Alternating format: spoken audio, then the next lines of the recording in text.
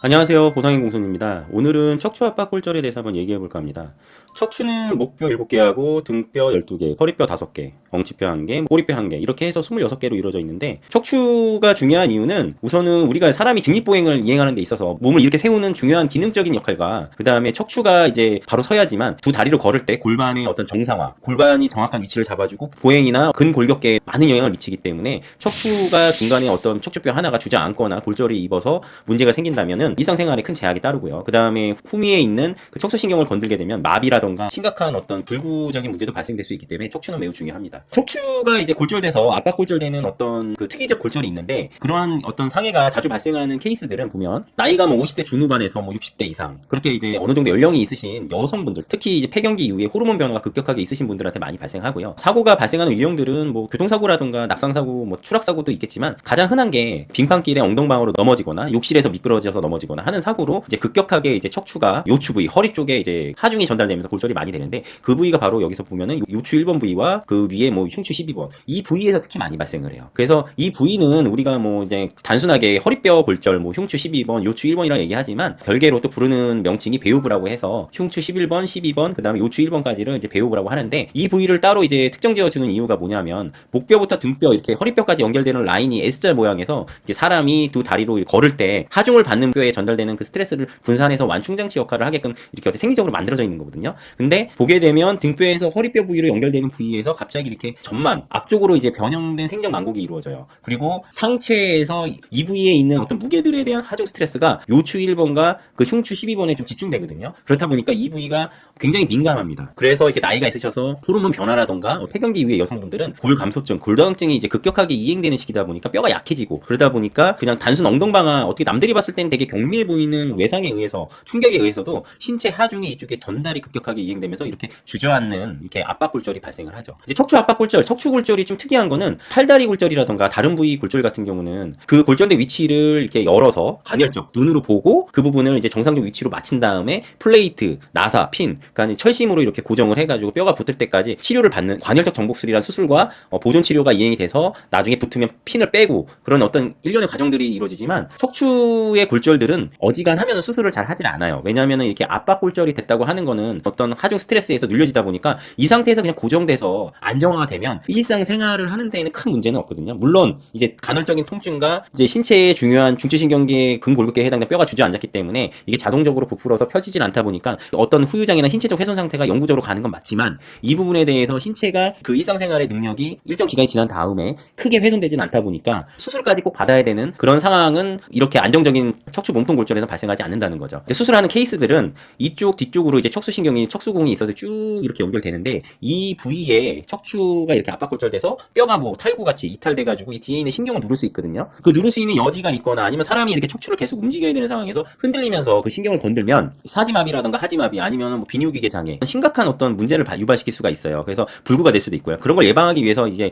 그런 경우에들은 이런 어떤 MRI 검사를 해서 여기 뭐 척추 인대들과 척추 골절 형태 뭐 탈구 등을 판단해가지고 의사가 핀으로 이렇게 고정을 해서 흔들리지 않고 고정되게끔 유압수를 하는 경우 외에는 특별하게 이렇게 안정성 압박 골절 같은 경우는 이제 수술을 대부분 이행하지는 않고요. 그거와 별개로 나이가 이제 어느 정도 있으신 여성분들이나 남자분들 중에 골감소증, 골다공증 특히 심하다 해서 그냥 놔두게 되면 이 주저앉은 척추가 더 약해져서 계속 더 이게 내려앉는 경우들이 있기 때문에 그때는 이 안에다가 보형물, 골시멘트라는 걸 넣어서 이렇게 풍선성형수, 척추 주저앉은 거 좀 끌어올리고 더 주저앉는 거를 이제 예방하기 위해서 하는 수술 치료는 있어요. 그게 이제 골시멘트 삽입술이라는 건데 그거 외에는 뭐 특별히 이제 수술 적용하는 경우 없이 이분처럼 뭐 수술 없이 이렇게 압박골절 상태로 8주 정도 입원 치료하셨다가 보조기 차고서 한 달 정도 생활하시고 일상생활로 복귀하셔서 물론 이제 간헐적인 통증이나 이제 무거운 거 들거나 힘든 일을 하기 힘드셨죠. 그런 사례에 해당되었습니다. 보게 되면은 여기 척추 뒤쪽에 이렇게 뭐가 가시 같은 것들이 이렇게 돋아나 있는 것들이 있거든요. 이거는 뭐냐면 척추의 어떤 뼈 특성상 후미에 척추공이라는 뒤쪽으로 돌기들, 그러니까 극돌기, 횡돌기라는 돌기들이 있어요. 그래서 보게 되면은 이 돌기들이 골절되는 경우도 굉장히 많거든요. 이 돌기들이 골절되는 경우는 보통 이제 골절된 척추뼈가 뭐 충격돼서 이렇게 뭐 부딪히거나 심각하게 타박상을 입은 경우 골절되는 경우들이 많고요. 뭐 자전거 사고라든가 교통사고에서 많이 발생하는데 엉덩방아 같이 낙상사고로 횡돌기나 극돌기가 골절된 경우는 별로 본 적은 없고요. 개인보험에서는 이 돌기 골절로 발생해서 뭐 상해 후유장애나 재해장애 급여금이 인정되는 경우는 거의 없다고 보시면 되고 보통 이렇게 척추 몸통이 내려앉아서 이 생리적 망곡의 악영향, 그러니까 정해진 생리적 망곡의 틀이 변형을 유발해서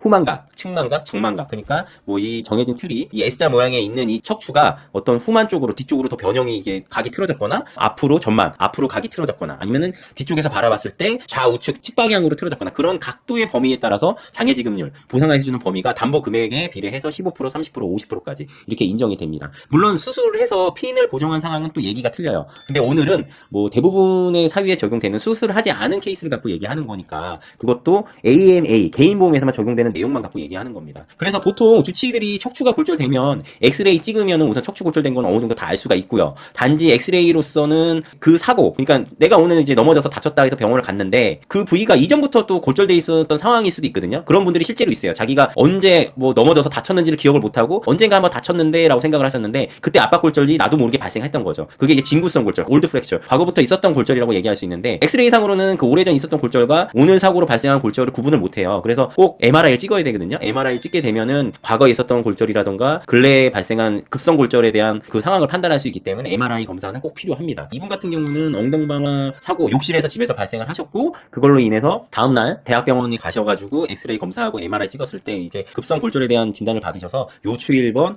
압박 골절 진단을 받으셨죠. 이분께서는 이제 본인이 생명보험회사와 손해보험회사에 상해보험을 몇 개 가입이 돼 있으셔서 상해 후유장애 보험금이랑 재해장애 급여금 이렇게 뭐 4급하고 30% 처리를 받았던 내용인데 이 엑스레이 사진 내용상으로는 이건 사고 초기에 찍었던 사진이기 때문에 사고 시점부터 한 1년 가까이 지나고 나서 저희가 위임을 받아 처리하는 과정이었거든요. 사례 내용은. 근데 이제 그때 이후에는 나이도 있으시고 하다 보니까 좀 중년의 나이였죠. 그러다 보니까 이 척추에 대한 후만각이 이 엑스레이 검사 영상보다 더 이렇게 좀 변형이 시간이 지나면서 발생했던 내용이었고요. 척추 압박 골절 발생했으면 우선은 수술 유무를 떠나서 상해 후유장애 보험금, 재해장애 급여금에 보상 처리 적용이 되시니까 그 내용들에 대해서 한번 알아보셔야 되는데 쟁점은 그거예요. 뭐냐면은 이제 보통 문의하시는 분들이 자기가 이제 병원에서 척추 골절이 됐다고 얘기를 하셔서 무조건 여기에 적용된다고 생각하시는 분들도 있어요. 근데 이제 자세히 살펴보고 판독지라든가 검사 내용을 보면은 이 극돌기, 행돌기 골절된 걸로 이제 나오신 분들도 있거든요. 그런 분들은 개인보험에선 적용이 안 됩니다. 왜냐면은 이 척추에 어떤 변형이 생겨야 되는 거다 보니까 이 돌기 골절은 생리적 곡선의 망곡에 대한 변형이 적용이 안 되거든요. 그렇기 때문에 만약에 본인이 척추 골절이라고 의사가 얘기를 한다면 엑스레이나 MRI 봤을 때 이렇게 보면서 화면에 설명을 해줄 때 얼마나 어떻게 골절이 된 거고 그 다음에 내가 지금 상태가 정확하게 압박 골절인데 이게 얼마나 눌려 있다. 그걸 압박률이라고 해요. 그래서 그런 것까지 상세하게 들어보고 그 다음에 그 내용들을 메모하실 수 있으면 메모도 하시는 게 좋고요. 그런 경우에는 무조건 이제 상해 후유장애 적용된다는 내용이고요. 그리고 이제 중요한 거는 본인들께서 뭐 이런 압박 골절에 해당되는 거 요즘 의사들이 개인보험 이제 AMA 방식 후유장애에 대해서 많이 알거든요. 그래서 뭐 후유장애 진단서 발급을 해달라고 해서 처리를 하려고 이제 제출을 했는데 청구를 하신 거죠. 근데 보험회사에서 나와가지고 조사한다 하고 위임장 동의서, 왜냐면 그 사람들도 병원 가서 사실관계는 확인해야 되니까 본인들이 CD도 떼어가고 의무기록도 떼어가고 다 하거든요. 그래서 그거 위임장 동의서는 상관이 없는데 이제 하나 더 내미는 게 있어요. 바로 이제 의료자문 동의서. 자기네들 자체 자문을 받아야 된다. 그거는 절대 해주시면 안 됩니다. 그거 해주시면은 이거 본인들께서 주치의한테 어렵게 해가지고 뭐 후유장애 진단서 제출을 했는데 그 보험사 내부적으로 아니 보험사의 자문의들한테 그거하고 완전히 상반되는 내용이 자문을 받아와요. 왜냐면은 이 생리적 망곡에 대한 각도 측정이 솔직히 어떻게 이루어지는지 몰라요. 그러니까 어떻게 이루어지는지 모른다는 거는 저는 다 알고 주치의 의사가 정확하게 해줘도 보험사에서는 자기들 입맛에 맞게끔 측정 방법을 약간 특이하게 할 수도 있는 거고, 그래서 그 부분을 눈으로 보지도 못하고 저희가 알지도 못하다 보니까 정확하게 맞지 않은 상태에 뭐 콥스각이라는 어떤 그 생리적 망곡을 공제하고 그 다음에 후만각, 측만각, 전만각 측정한다면 본인들이 제출한 그 각도하고 많이 틀릴 수밖에 없죠. 그러면은 예를 들어서 장애지급률 30%에 해당되는 내용이지만 보험사에서는 각도가 30%에 아니고 15%밖에 안 된다. 그러면은 벌써 뭐 청구했던 내용의 절반으로 줄어드는 거니까 거기에 대해서 피보험자분들, 보험 소비자분들이 항변할 수 있는 근거가 없어요. 왜냐면 그쪽도 자문을 받아서 우리도 이렇게 근거를 만들었다. 그렇기 때문에 그거에 대한 반증을 해야 될 권리가 있는 거니까 그 내용 때문에 이제 분쟁이 생기는 거고, 항상 그렇기 때문에 많이 이제 우리 보험 소비자, 피보험자들이 손해를 많이 입는 거거든요. 정당한 보험금을 자신의 신체 훼손 상태에 맞지 못하게 받는 거니까. 그래서 될 수 있으면 의료자문 동의서는 어지간해서 처음부터 해주시면 안 되고 이제 좀 방법론을 이제 생각을 하셔야겠죠. 뭐 예를 들어 의료자문 동의를 해주기 싫다 그러면은 보험금 지급을 못 한다고 하겠죠. 그러면은 다른 병원에 가서 재차 감정을 다시 받던가 아니면은 뭐 보험사 담당자하고 동시 감정을 간다고 얘기를 하든가 다른 제3의 의사나 의료기관을 방문하셔서 다른 입증자료를 만드셔서 하는 방법이 있고요. 그게 아니시면은 처음부터 보상행 공성 같은 전문가 손해사정사 통해서 처리를 받는 게 좋아요. 왜냐하면은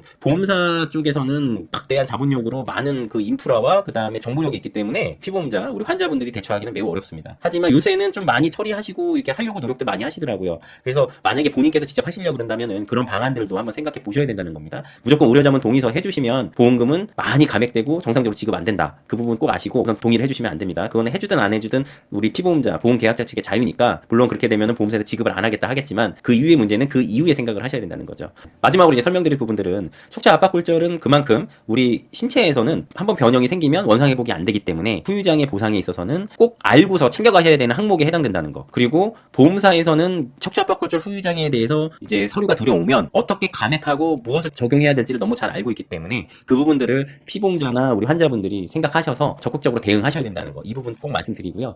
척추는 굉장히 중요하고 소중하니까 만약에 재해나 상해로 인해서 이런 골절이 발생하신다면 사고 초기부터 전문가 통해서 뭐 정보를 규합하셔가지고 도움 받아보시는 게 무척 좋은 어떤 방안이라는 거 그렇게 한번 말씀드립니다. 오늘의 보상인공성 이야기는 이렇게 한번 영상을 한번 만들어 보았고요. 앞으로도 더 좋은 영상, 빠른 업데이트로 여러분에게 다가갈 수 있는 선량한 채널이 되겠습니다. 오늘의 보상인공성 영상은 여기서 마치겠습니다. 감사합니다.